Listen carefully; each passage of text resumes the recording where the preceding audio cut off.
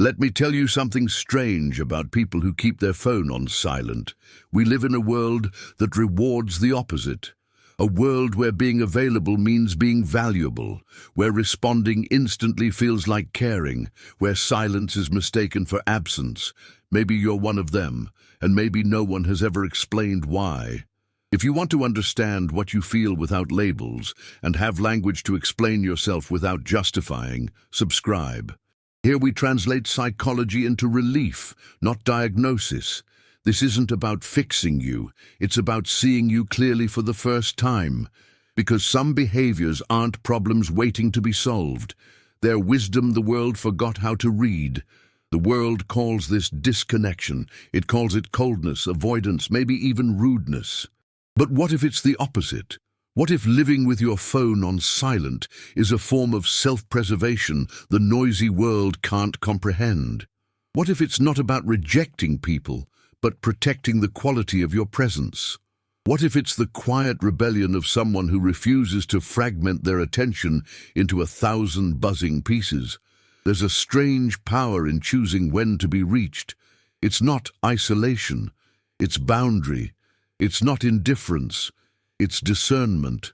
And in a culture that glorifies constant availability, that choice looks like defiance, but maybe defiance is just another word for knowing what you need to stay whole.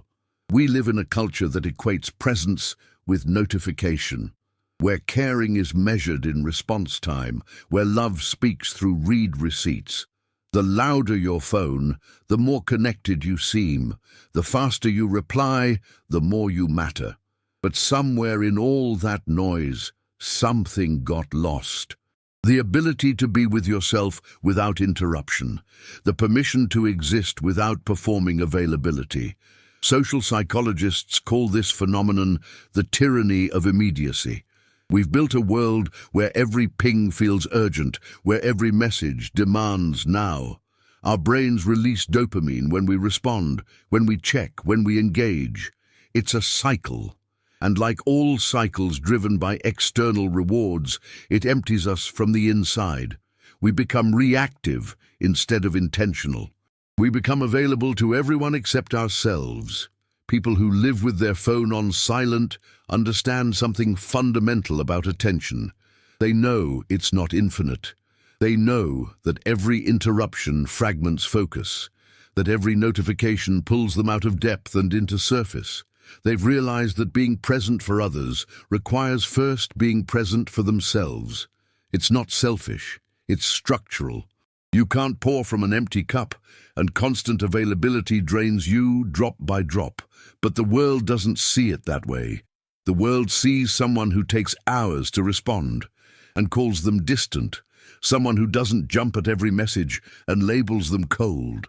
There's a loneliness in that gap between who you are and how you're perceived, between needing silence and being called silent, between protecting your peace and being accused of not caring.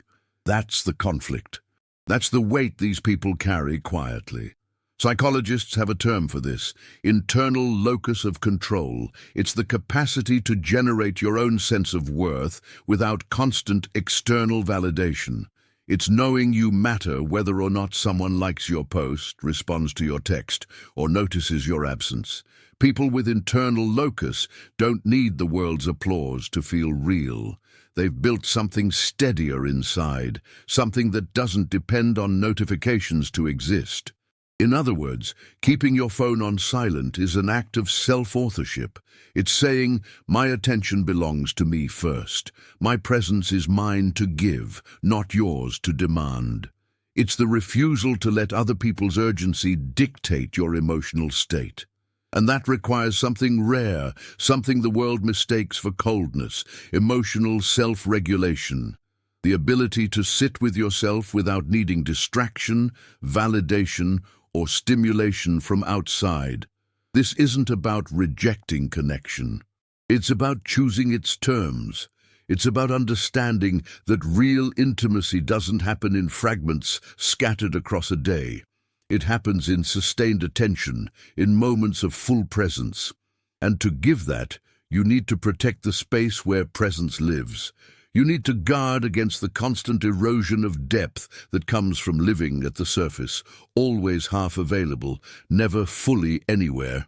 But here's what makes it harder. Our devices are designed to keep us hooked.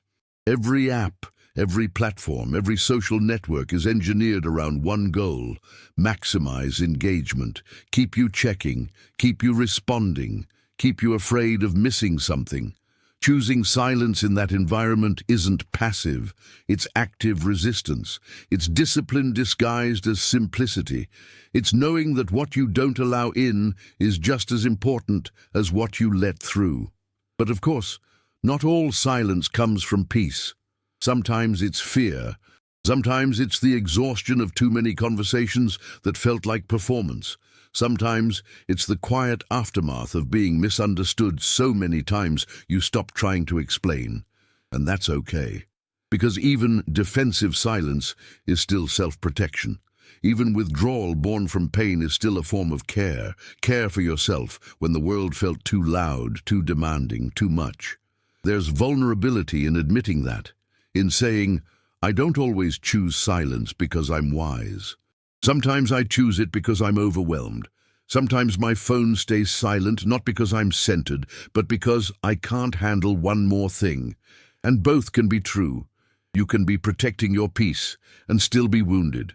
You can be practicing boundaries and still be healing. The two aren't opposites, they're layers. What matters is the awareness, knowing when silence is sanctuary and when it's hiding, knowing when you're honoring your rhythm and when you're avoiding necessary connection. People who live with their phone on silent tend to know this distinction. They've sat with themselves enough to recognize the difference between solitude that restores and isolation that depletes. That's the maturity no one talks about, the ability to discern your own patterns without judgment. And maybe that's the real gift of silence, not just the quiet, but the clarity it brings. When you're not constantly interrupted, you start to hear yourself. You notice what drains you and what fills you. You recognize which connections matter and which ones just make noise. Silence isn't the absence of sound. It's the presence of discernment. And in a world drowning in notifications, that might be the most radical thing you can choose. Keeping your phone on silent isn't rejection, it's curation. It's not coldness, it's intentionality. It's not fear of missing out, it's clarity about what actually matters. The world will call it distance. But distance and discernment aren't the same thing. One is avoidance, the other is wisdom. Think about it this way. Every notification is a small demand, a request for your attention, your energy, your immediate response. When you live with constant pings, you're essentially giving everyone permission to interrupt your life at will. Your thoughts, your work, your rest, your presence, all of it becomes fragmented, scattered across 100 tiny obligations. But when your phone is silent, you decide. You choose when to engage, when to respond, when to give your attention fully instead of partially. That's not withdrawal. That's sovereignty. Studies show that people who control their digital boundaries report lower anxiety and higher life satisfaction. They experience less FOMO and more genuine presence. Their relationships, though perhaps fewer in number, tend to be deeper, because when they show up, they actually show up. No half-presence. No divided attention. No mental background noise of everything they're not doing, just presence, real, full, uninterrupted presence. And that's becoming rare. That's becoming revolutionary. But the most beautiful part isn't the psychology. It's the moment when theory becomes peace. When you stop explaining yourself to people who mistake your silence for indifference. When you realize that not everyone will understand, and that's okay. When you find the people who respect your rhythm instead of trying to change it, that's when keeping your phone on silent stops being a defense mechanism and becomes a lifestyle, not because you're running from noise, because you're choosing what deserves to break your quiet.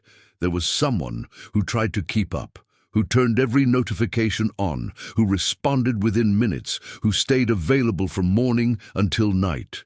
They thought that's what connection required. They thought that's what caring looked like, But somewhere in all that availability, they noticed something unsettling. The more they showed up for everyone else, the less they recognized themselves. Every conversation felt like performance. Every response felt automatic. They were present everywhere and nowhere at the same time. When they finally turned their phone to silent, it felt like rebellion, like they were doing something wrong, something selfish. The first few days were uncomfortable. They'd reach for their phone expecting the familiar buzz, the dopamine hit of being needed, but slowly something shifted. The quiet stopped feeling like absence and started feeling like space. Space to think without interruption, space to feel without having to immediately process and respond, space to just be without the constant hum of other people's expectations. What they discovered wasn't isolation, it was presence, real presence, the kind that doesn't divide itself into fragments. They started finishing thoughts. They started noticing things, the way light moved across a room, the taste of coffee, the rhythm of their own breathing. Small things that disappeared when attention was always elsewhere. And their relationships didn't suffer. They deepened. Because when they finally responded, they were fully there. Not half present, not distracted, not already thinking about the next notification. Just there. Research supports this experience. Studies show that people who control their notification settings report higher cognitive function and emotional regulation. They experience what psychologists call attentional restoration, the ability to recover from mental fatigue. But the most profound shift isn't measurable. It's the quiet recognition that you don't owe everyone immediate access to you, that your attention is yours to protect. That silence isn't absence, it's the space where you remember who you are beneath all the noise. It's not about closing off, it's about choosing when to open. You can say it simply, I like connecting with people, I just need silence before and after. That's not distance. That's self-knowledge. That's understanding your own rhythm in a world that demands everyone move at the same frantic pace. And there's power in naming it, in having language for what you've always felt but couldn't explain. People who keep their phone on silent aren't afraid of connection. They're protective of its quality. They know that real conversations don't happen in rushed fragments between notifications. They happen in sustained presence, in moments where both people are fully there. And to offer that kind of presence, you need to preserve it first. You need to create space where your attention isn't constantly fragmented, where your thoughts can develop fully before being interrupted. This is what the world gets wrong. It confuses availability with care, speed with sincerity, constant contact with intimacy. But intimacy requires depth, and depth requires time and uninterrupted attention. You can't build something meaningful in the gaps between notifications.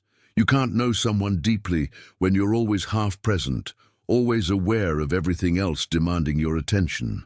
Real connection happens in protected time, in chosen moments, in spaces where silence is allowed to exist between words. So when you explain yourself, you're not justifying a flaw. You're articulating a boundary. You're saying, I value our connection enough to give it my full attention, and to do that, I need to protect my attention from constant fragmentation. That's not coldness. That's respect. For yourself, for others, for the quality of presence you want to bring to the world. And anyone who understands depth will understand that. Name toda ausência é vazio. Sometimes it's the place where your soul remembers how to breathe. Sometimes it's the necessary distance between stimulus and response, the pause where you reclaim agency over your own attention. The world calls it disconnection, but maybe it's the deepest form of connection, the kind you have with yourself when everything else goes quiet. Think about what we've normalized. A life where you're never unreachable, never unavailable, never allowed to simply exist without explanation. Where every moment of solitude feels like something to apologize for. Where choosing silence feels like letting people down. We've built a culture that treats attention like it's infinite, like you can give pieces of yourself away constantly without ever running empty. But you can't. Attention is finite. Presence is precious. And protecting it isn't selfish, it's necessary. People who live with their phone on silent have figured out something fundamental. They've realized that being available to everyone means being present to no one, including themselves. They've learned that the quality of your inner life determines the quality of everything else, that you can't offer genuine presence if you're constantly interrupted, constantly pulled in different directions, constantly performing availability. So they choose. They choose depth over breadth, intention over reaction, presence over performance. And maybe that's what this is really about. Not phones or notifications or technology, but the quiet revolution of people who refuse to let their lives be dictated by external demands, who understand that saying yes to everyone means saying no to themselves, who've learned that the most radical act in a noisy world isn't making more noise. It's choosing when to listen, what to amplify, where to place your irreplaceable attention. That's not withdrawal, that's wisdom. So here's the question worth sitting with. What part of you has the world never understood, but in silence you've learned to respect? What piece of your rhythm have you been apologizing for, when maybe it's exactly what keeps you whole? What if your need for quiet isn't a flaw to fix, but a language to learn, a boundary to honor, a truth to stop explaining and simply live? The people who get it will never ask you to change. They'll recognize that your silence isn't rejection, it's preservation. That your delayed responses aren't indifference, they're intentionality. That your need for space isn't emotional distance, it's emotional intelligence. And the people who don't get it, well, maybe they're not meant to. Maybe some things are understood only by those who need them, only by those who've sat in enough noise to know the sacred worth of quiet. Living with your phone on silent is such a small thing, a single setting, a tiny choice, but it represents something much larger. The decision to reclaim your attention from a world that treats it as commodity. The courage to move at your own pace in a culture addicted to speed. The wisdom to know that not everything urgent is important, and not everything important announces itself with a notification. It's choosing quality over quantity, depth over surface, presence over performance. If this gave you words for what you've always felt, subscribe. Here we talk about what the world never learned to name, but you've always known. We translate the quiet rebellions, the invisible boundaries, the wisdom that looks like weakness until you understand it. Because some truths don't need to be loud to be real. Some truths live in silence, waiting for the moment you stop explaining and start honoring what you've always known. Your phone can stay silent. You don't have to be.